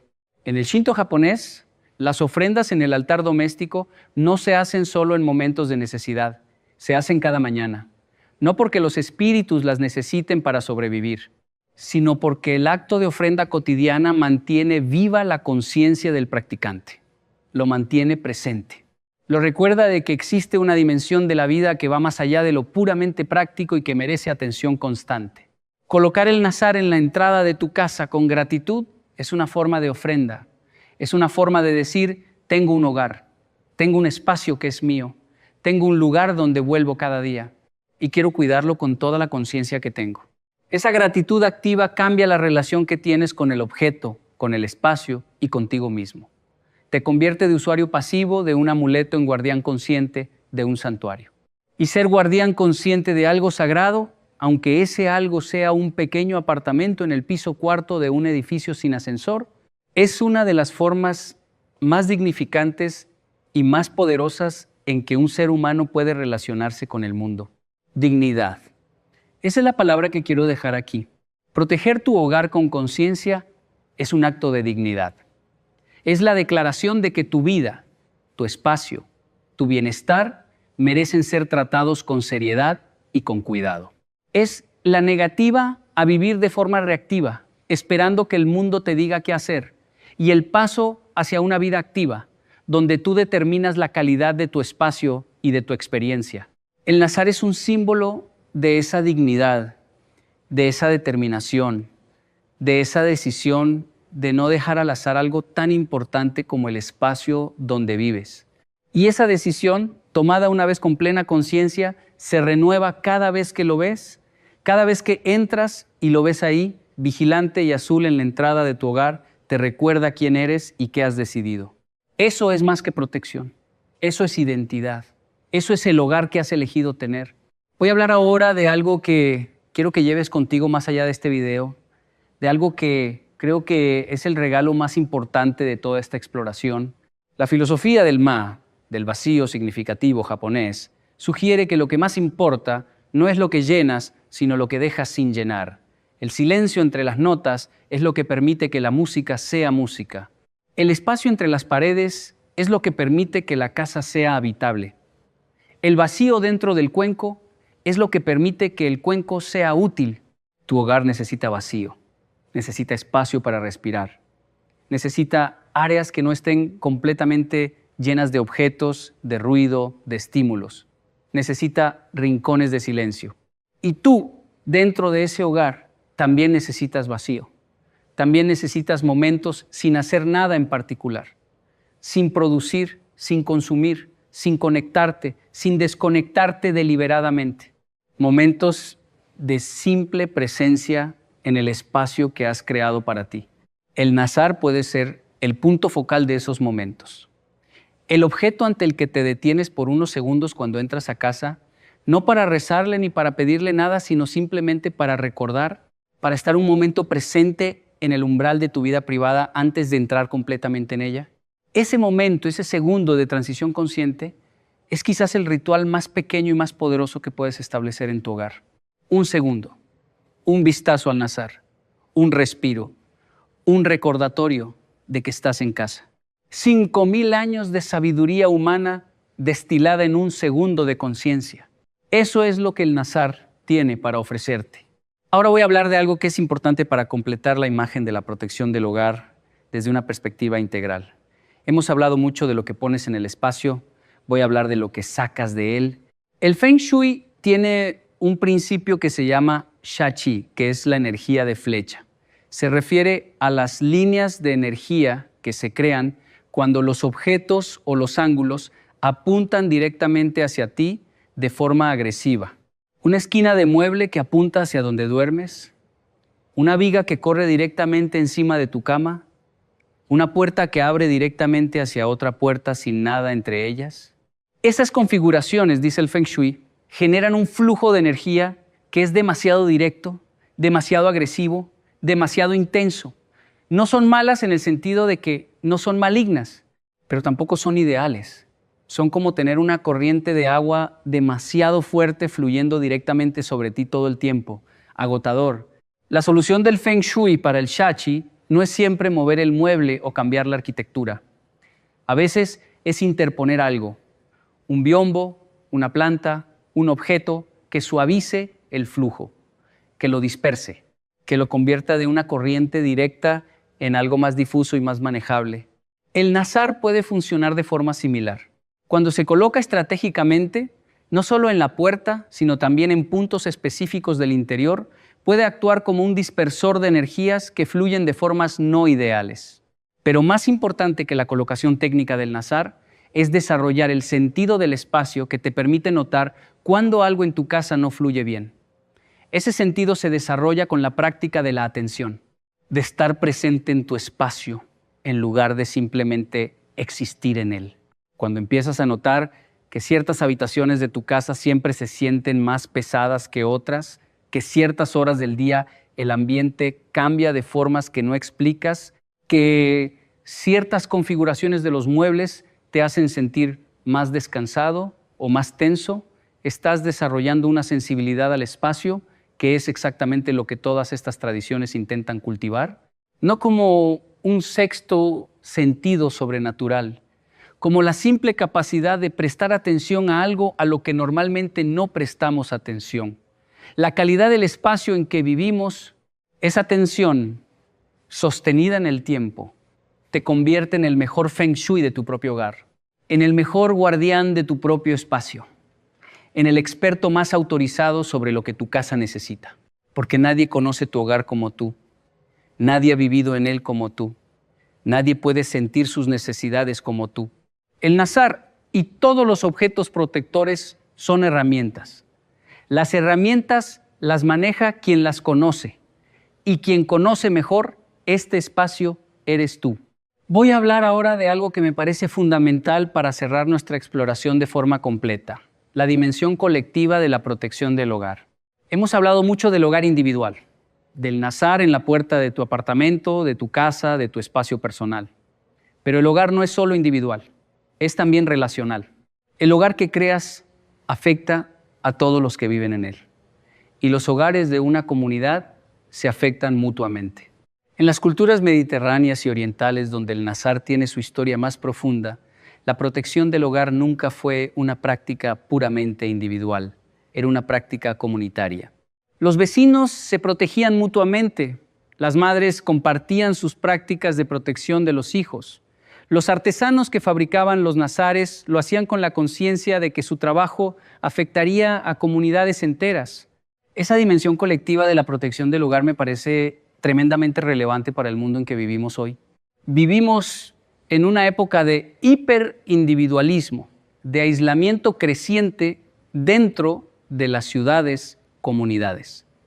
De comunidades que existen en teoría, pero no en práctica. Y ese aislamiento tiene un costo energético que pocas veces reconocemos. La falta de las redes comunitarias de protección que las culturas más antiguas consideraban esenciales. Hablar con tu vecino sobre cómo se siente en su hogar. Compartir lo que has aprendido sobre la energía de los espacios. Regalar un nazar a alguien que está comenzando un hogar nuevo. Esas son formas de reconstruir esa dimensión comunitaria de la protección que hemos perdido. No como práctica religiosa impuesta a nadie, como gesto de cuidado humano, como la extensión natural de tu propia práctica de conciencia hacia las personas que te importan. La energía de un barrio donde varios hogares trabajan conscientemente su espacio es diferente de la de un barrio donde nadie presta atención a esas cosas. No dramáticamente diferente, pero perceptiblemente diferente, más cálido, más seguro, más humano. Y eso, en el mundo fragmentado y ansioso en que vivimos, no es poca cosa. Voy a compartir ahora algo personal, algo que creo que pone todo lo que hemos explorado hoy en un contexto que va más allá de la teoría. Cuando era más joven, vivía en un apartamento pequeño, en una ciudad grande. Trabajaba demasiado, dormía poco, y el espacio donde vivía era más un lugar de paso que un hogar. Lo llenaba con objetos sin intención, entraba y salía sin detenerme, lo trataba como si fuera solo un punto de apoyo logístico para la vida que ocurría en otro lugar. Y me sentía vacío de formas que no podía explicar completamente. Trabajaba mucho y producía mucho y sin embargo había algo fundamental que faltaba. Un tipo de arraigo que no encontraba. Fue un encuentro con la filosofía japonesa, con el wabi-sabi específicamente, lo que empezó a cambiar esa relación. La comprensión de que el espacio donde vives no es un accidente, sino una elección. Que lo que pones en él y cómo lo cuidas y cómo te relacionas con él, todo eso dice algo sobre quién eres y sobre cómo te valoras. Empecé a tratar ese apartamento pequeño como si fuera un santuario. Lo simplifiqué, lo limpié con más conciencia, elegí cada objeto que permanecía en él. Coloqué un azar en la puerta no porque creyera en su magia, sino porque quería recordarme a mí mismo, cada vez que entraba y salía, que ese espacio era importante, que yo era importante. Y algo cambió, no de forma dramática, de forma lenta y acumulativa. El apartamento empezó a sentirse diferente. Yo empecé a sentirme diferente en él. Empecé a volver a casa con ganas, en lugar de con indiferencia. Empecé a descansar de verdad dentro de sus paredes en lugar de seguir funcionando en piloto automático. Eso, para mí, es la prueba más convincente de que todo lo que hemos hablado hoy funciona. No porque tenga acceso a investigaciones de laboratorio sobre nazares, sino porque lo viví, porque la transformación que produce relacionarte conscientemente con tu espacio es completamente real y completamente personal. Y si funcionó para mí, puede funcionar para ti. No necesitas el apartamento perfecto. No necesitas el hogar grande que todavía no puedes permitirte. No necesitas esperar a tener todo en orden para empezar a tratar tu espacio como un santuario. Lo que tienes ahora es suficiente. El espacio que tienes ahora merece tu conciencia, tu cuidado y tu intención. Empieza hoy, con un nazar en la puerta, con 5 minutos de limpieza consciente, con el gesto deliberado de dejar el mundo afuera cuando entras a casa. Empieza con lo que tienes, donde estás, ahora. Eso es Kaizen, eso es wabi-sabi, eso es la sabiduría más simple y más poderosa que existe. El camino empieza donde estás parado. En la descripción de este video encuentras los ebooks que complementan todo lo que hemos explorado hoy. Son herramientas concretas para seguir este camino con más profundidad, más recursos y más claridad. Si lo que has escuchado hoy te ha resonado de alguna forma, si hay algo aquí que sientes que necesitas explorar más, esos libros te están esperando, están en la descripción. Quiero hablar ahora de las estaciones y de cómo el trabajo con el hogar cambia a lo largo del año. Esto es algo que las tradiciones orientales siempre tuvieron muy presente y que nosotros, viviendo en el mundo artificial de la temperatura controlada y la luz artificial, hemos olvidado casi completamente. Las 4 estaciones no son solo cambios climáticos, son 4 energías distintas que afectan los espacios y las personas de formas profundas. La primavera es la energía del comienzo, del despertar, de la apertura. Es el momento ideal para renovar los nazares, para hacer una limpieza profunda del hogar, para reorganizar el espacio con la energía fresca del nuevo comienzo. El verano es la energía de la expansión, del crecimiento, del intercambio. Los hogares en verano deben ser más abiertos. Las ventanas abiertas, los espacios más compartidos, la energía más fluida y expansiva. El otoño es la energía del recogimiento, de la preparación, de soltar lo que ya no sirve para hacer espacio a lo que viene. Es el momento ideal para desapegarse de objetos que ya cumplieron su función, para simplificar el espacio, para crear la cálida intimidad del hogar que se prepara para el invierno. El invierno es la energía de la profundidad, del descanso, de la interiorización. El hogar en invierno debe ser más íntimo, más protegido, más cálido en el sentido más literal y más simbólico. Es el momento de los objetos que dan confort, de la luz suave, de los rituales de protección más intensos. El nazar en cada estación puede tener una posición diferente, una intención diferente, una forma de relacionarte con él diferente. En primavera lo renuevas con intención fresca. En verano lo dejas trabajar mientras el espacio está más abierto.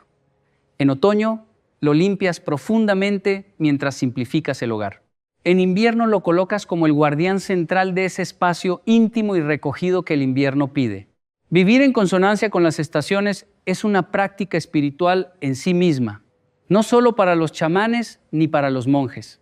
Para cualquier persona que quiera habitar su vida con más conciencia, tu hogar puede ayudarte a hacerlo. Los objetos que eliges para él pueden ser puntos de anclaje de esa conciencia estacional. El nazar puede ser un compañero en ese viaje a través de los ritmos naturales de la vida. Voy a hablar ahora de algo que es prácticamente universal en todas las tradiciones de protección del hogar y que, sin embargo, raramente se menciona explícitamente el papel del sonido. El sonido no es solo algo que escuchamos, es vibración. Vibración que afecta físicamente los espacios y los cuerpos. Las campanas en los templos budistas y sintoístas no son solo señales sonoras, son instrumentos de transformación energética. El sonido específico de las campanas de bronce, en las frecuencias en que están afinadas, disuelve físicamente ciertos patrones de vibración en el aire. Limpia el espacio acústicamente, lo cual en estas tradiciones es inseparable de limpiarlo energéticamente. Los cuencos tibetanos funcionan con el mismo principio. Su sonido crea patrones de vibración que reorganizan el campo energético del espacio donde suenan. No es solo metáfora. La física acústica confirma que el sonido tiene efectos físicos medibles sobre la materia. Las figuras de Chladni, patrones que se forman en placas de arena cuando son sometidas a diferentes frecuencias sonoras, son la demostración visual de que el sonido organiza la materia en patrones específicos. En tu hogar, el sonido que habitualmente resuena es más importante de lo que crees. La música que pones, las conversaciones que tienes, el tono con que te hablas a ti mismo y a quienes viven contigo, el nivel de ruido ambiental que toleras, todo eso tiene un efecto vibracional en el espacio. Un hogar donde habitualmente se habla con calma, donde la música que suena es mayoritariamente armoniosa, donde los conflictos se resuelven hablando en lugar de gritando, ese hogar tiene una calidad sonora que contribuye a su calidad energética. Y el nazar, que es silencioso por naturaleza, trabaja en complemento con ese entorno sonoro. Es el ancla visual de una intención de protección que se refuerza con el entorno acústico del hogar. Juntos, el ojo que ve y el sonido que vibra crean un espacio que habla 2 idiomas de protección al mismo tiempo. Vamos llegando al cierre de esta larga conversación y quiero cerrarla con algo que creo que es el verdadero corazón de todo lo que hemos explorado. El Nazar es un objeto, un hermoso objeto con 5,000 años de historia y de intención humana acumulada. Pero su poder no está en el vidrio, ni en el color azul, ni en el ojo pintado en el centro. Su poder está en lo que activa en ti cuando lo eliges, cuando lo colocas, cuando lo miras, cuando lo cuidas, cuando lo renuevas. Activa la conciencia del espacio. Activa el amor por el hogar. Activa la determinación de establecer límites claros entre lo tuyo y lo ajeno. Activa el recuerdo de que mereces estar protegido. Activa la práctica de habitar tu vida con intención. Eso es lo que hace el Nazar. No porque sea mágico, sino porque es un espejo. Un espejo que te devuelve tu propia capacidad de crear un espacio sagrado donde vivir. Y esa capacidad es completamente tuya. Siempre lo ha sido. El Nazar solo te ayuda a recordarlo. Séneca dijo, retírate tanto como puedas dentro de ti. Pasa el tiempo con quienes pueden hacerte mejor.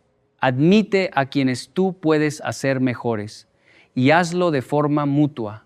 Tu hogar es el espacio donde esa retirada es posible, donde esas relaciones se cultivan, donde ese intercambio de cuidado mutuo tiene lugar. Protégelo.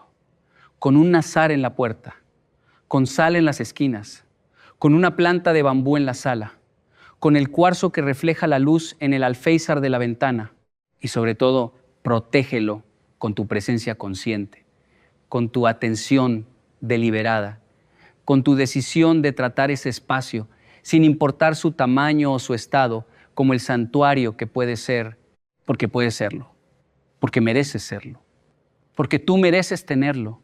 Ese es el mensaje de 5,000 años de sabiduría humana sobre la protección del hogar, destilado en su forma más simple y más clara. Cuida tu espacio, cuídate en él. Ahora ya sabes cómo.